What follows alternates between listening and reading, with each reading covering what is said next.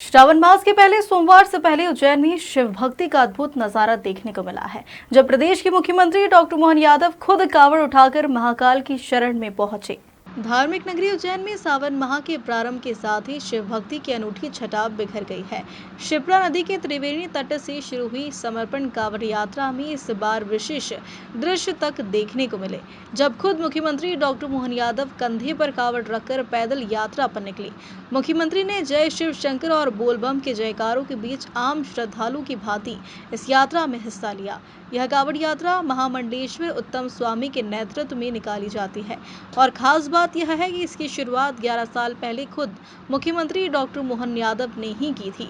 समर्पण कावड़ यात्रा की खास परंपरा यह भी है कि ग्रामीण क्षेत्रों के तालाबों, बावड़ियों और कुओं से जल भरकर श्रद्धालु इस यात्रा में शामिल होते हैं और अंत में यह पवित्र जल महाकालेश्वर ज्योतिर्लिंग को अर्पित किया जाता है।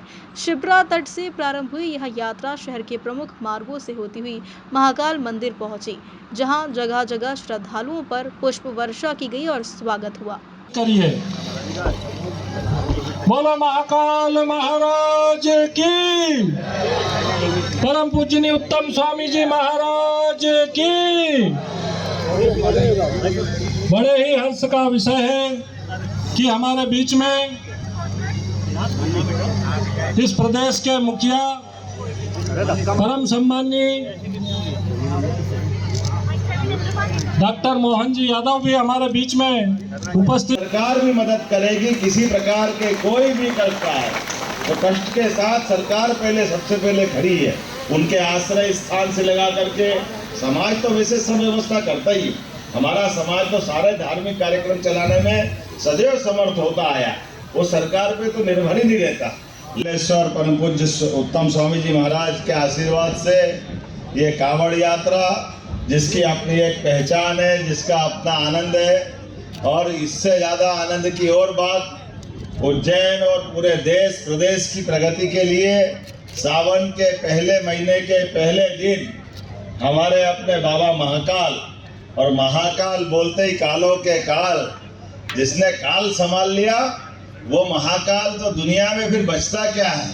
बोले महाकाल महाराज की। अद्भुत छठा और अद्भुत तैयारी, अद्भुत व्यवस्था मेरी अपनी ओर से आज के इस बहुत बेहतर आयोजन के लिए।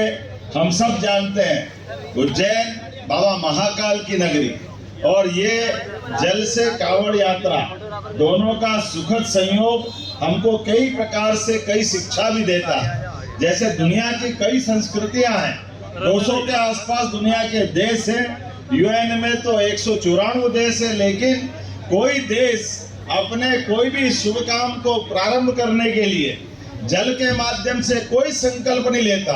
अगर संकल्प लेता है तो भारतीय संस्कृति का आम नागरिक, ग्रामीण जन हो, शहरी जन हो, आम से आम व्यक्ति भी वो अपना संकल्प लेकर के इसी प्रकार की व्यवस्था बनाता है। मैं आज के इस अवसर पर कावड़ यात्रा में जल से जीवन, और जीवन हमारा समय निश्चित लेके आता है, तो जल में तो हमारे लिए परमात्मा की दया से परमात्मा ने जो 2 ऑक्सीजन मॉलिक्यूल दे करके H2O हम सब जानते हैं, लेकिन ऑक्सीजन के साथ हाइड्रोजन को मिलाकर जीवन मिलता है।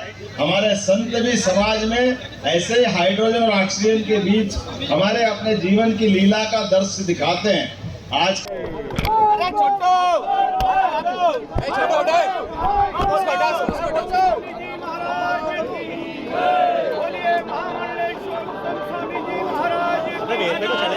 अरे सामने कैबिनेट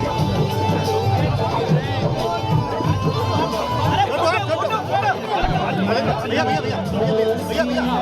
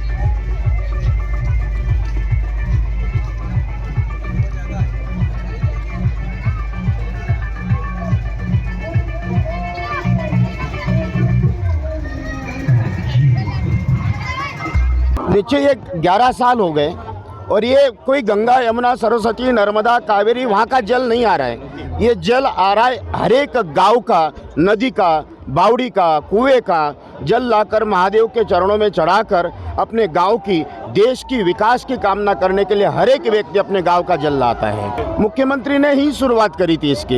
राम भागवत मुख्यमंत्री, ओम जी, श्याम बंसल जी, तपन जी भाई साहब, इन सभी के द्वारा एक बार हम मीटिंग करके तब से चालू किया कि इस तरह की परंपराओं की शुरुआत करना चाहिए। अपने गाँव का जल भी महादेव के चरणों में जाना चाहिए, तो गाँव का विकास होगा। उज्जैन से सचिन सिन्हा की रिपोर्ट।